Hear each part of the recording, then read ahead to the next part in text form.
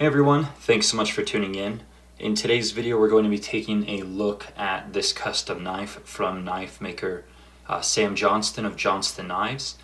And this is my second one from him. If you guys have been subscribed to my channel for a little while, you might have recalled seeing a video on this particular knife, the Tonto Navaja.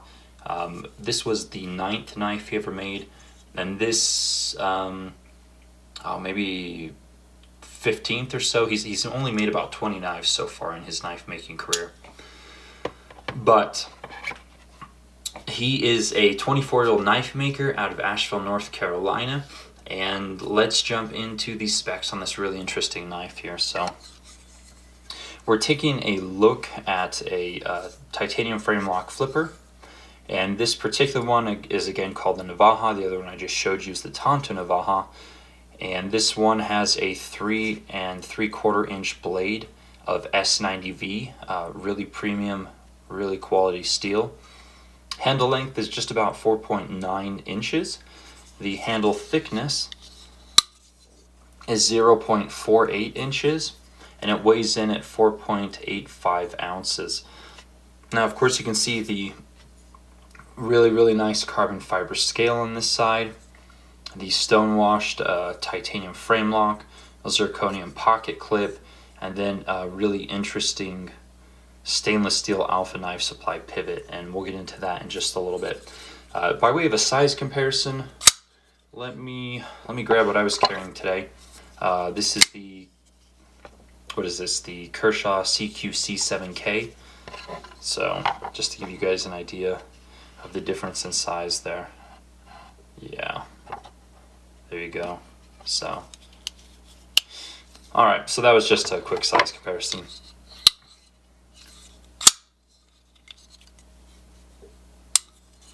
Alright, so as far as my overall impressions go, definitely a big fan of Sam's work. I have two, and I will unquestionably have more knives from him in the future. I've already been bothering him, and as well as quite a few other people at this point, so his work is definitely gaining attention.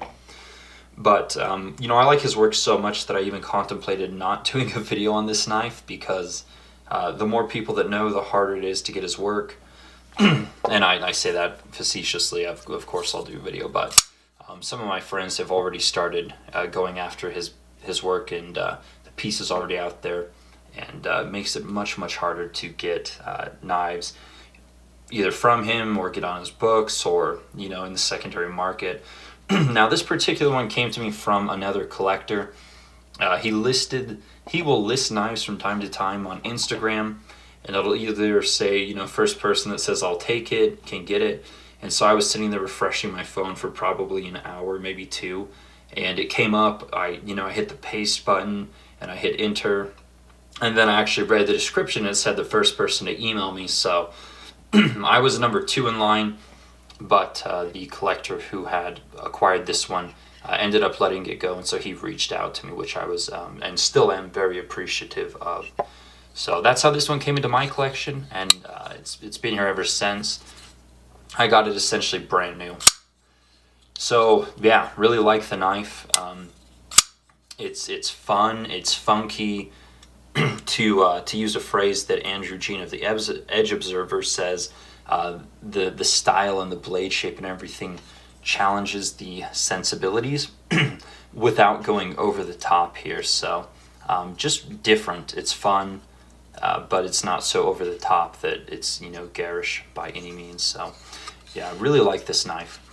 Alright, so that's the specs. Those are my overall impressions. As you guys can tell, I like it quite a bit. Let's get into the details. So as I mentioned, S90V blade steel, certainly a nice user steel, one that requires very little maintenance or touch-ups just due to the edge retention on this blade steel. Now this one is done in a stone wash. It has so the way that Sam described this blade shape is a sheep's foot with a pointy end.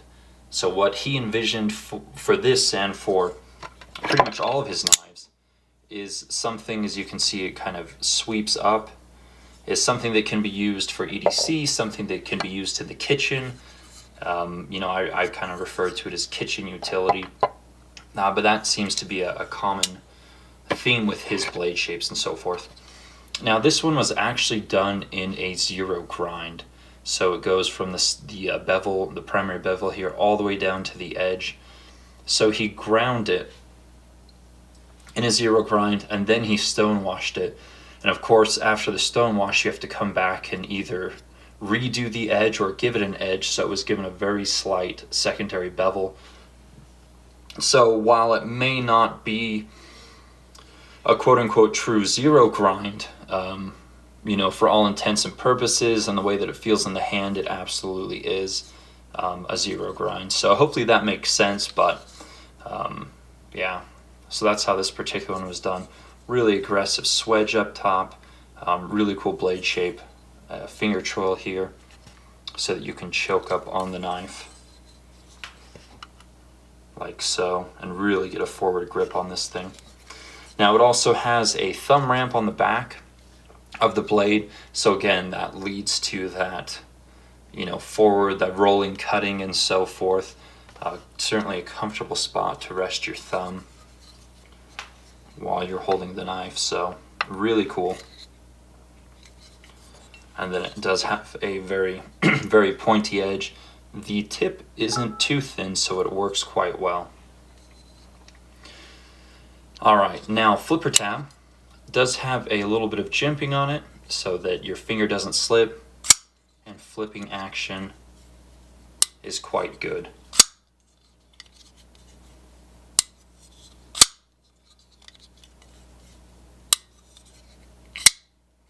Yeah, really nice. Alright, so that's pretty much it for the blade. Choil nice and usable, no sharp edges on the back here, so you don't have to worry about slicing your finger. Let's take a look at this really cool pivot.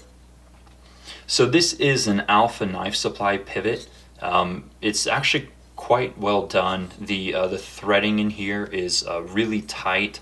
When I put my Torx bit in there, there was no play whatsoever. It's just a nice snug lockup. So really nice pivots from Alpha Knife Supply. And they come rather large, and so what Sam did is he actually turned this one and created what looks like a bullet here. And so this is, it's just the pivot, and I guess on a lathe or something, he turned it down, made this end look like the bullet head, and then here looks like the primer. Now the way that he made this bronze is, I guess, through heat coloration. I guess you could refer to it as heat anodizing, although I don't know if that's technically correct since anodizing does require electricity, but that bronze color, that really consistent bronze he did, was through heat coloration, and then he had to come back and polish this portion to remove the color and give it that primer look. So really cool pivot, really unique. I really enjoyed. I haven't seen one done like this before. Not to say that it hasn't been done, I just haven't seen it. So yeah. Now the carbon fiber, definitely low void, no voids, nothing in there that I can see to the naked eye, so really high quality carbon fiber. Edges have been chamfered. You've got a double finger choil here, so it locks the hand in really well, chamfered here, so really comfortable all the way around.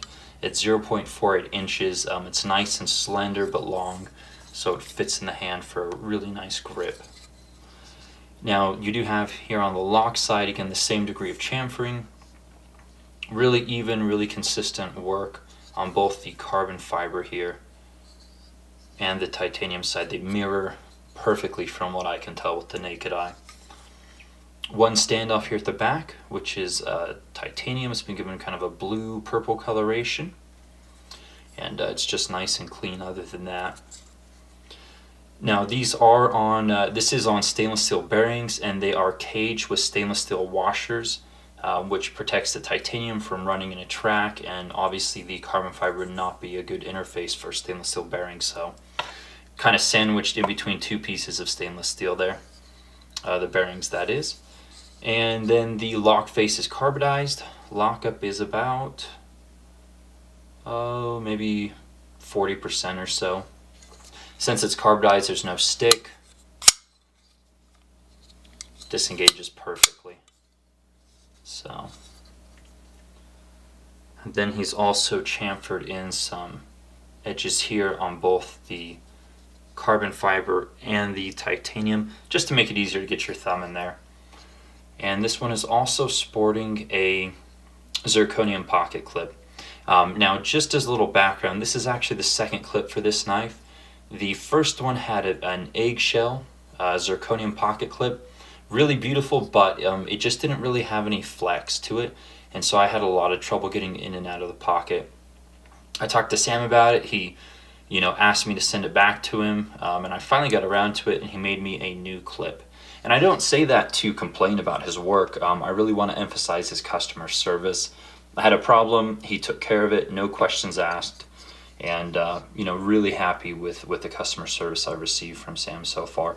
For those of you that collect custom knives know, that is just as important or more important than the knife itself, is knowing that if there is a problem, the maker will take it back and they will make it a priority to fix your knife, to fix it in a timely fashion and get it back to you, because you own it and it's definitely your property. So Sam really has a good attitude, good understanding of that, and not all makers do. So anyways, second pocket clip, this one functions perfectly. As you can see, it's got some flex there.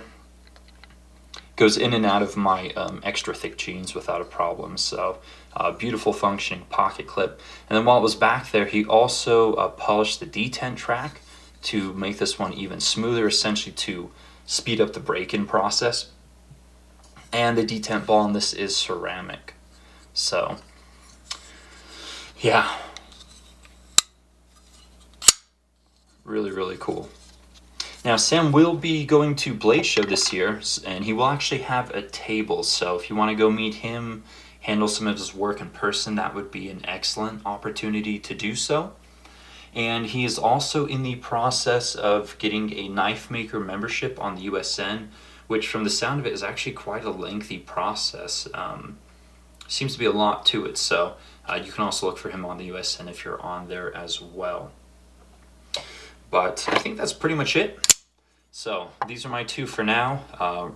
Still love them both. I think he's a really, really talented maker, and I think the progress that he's made in a short time span has been incredible. So keep your eyes on him. I'll put his contact information down below. Just keep in mind that I need more knives from him too. So don't take all of them. But thanks for watching, guys. If you like this video, do give me a thumbs up.